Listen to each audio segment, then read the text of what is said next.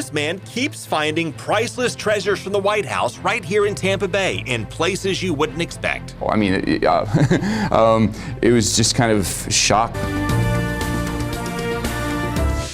And so I met a man with a knack for striking gold. His name is Danny Triplett. When I first met him back in 2015, he discovered a collection of rare pictures and documents from the Kennedy White House.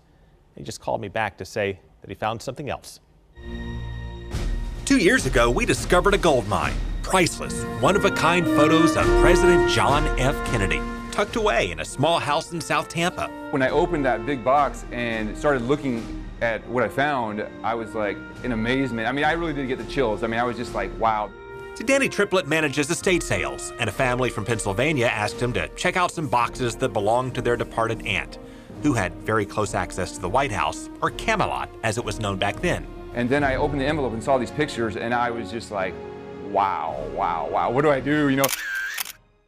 Danny thought that was the find of a lifetime, until now, when he discovered another gold mine in this house in Dade City. When I saw one of the pictures, I said, that sure looks like Jimmy Carter. He found albums full of a young man with a striking grin, hanging out in the same rooms Danny had just dismantled for his estate sale. There you can see like the gold plates on the wall. I believe we did sell those. They were still there. The house belonged to a lady named Martha, who kept the family photo albums of her best friend Fanny, who was Jimmy Carter's aunt. Just like, wow. And so Danny Triplett did it again. It was just kind of shock that I was actually looking at family photographs of President Carter. To be more exact, he was Governor Carter when most of these pictures were taken.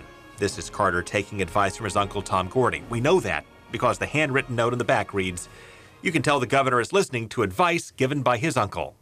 The albums are filled with pictures of Carter, his wife Rosalynn, his mother Lillian, his whole family, from their time in Dade City and Plains, Georgia, to their campaign headquarters, to the inauguration in Washington. Different pictures, again, they're kind of loose and falling out. Danny also found original notes from the Carter-Mondale campaign and family letters. That when Jimmy kissed her after being sworn in, she could feel the bulletproof vest he wore when she hugged him. So Danny knew he shouldn't sell this, so he called and offered it to the Jimmy Carter Center. And guess what happened next? Sure enough, within an hour or so later, his press secretary contacted me back and said he had invited me to come to his home in Georgia, to sit down with him and go through all of these. And so I'm To his home? To his home, yes.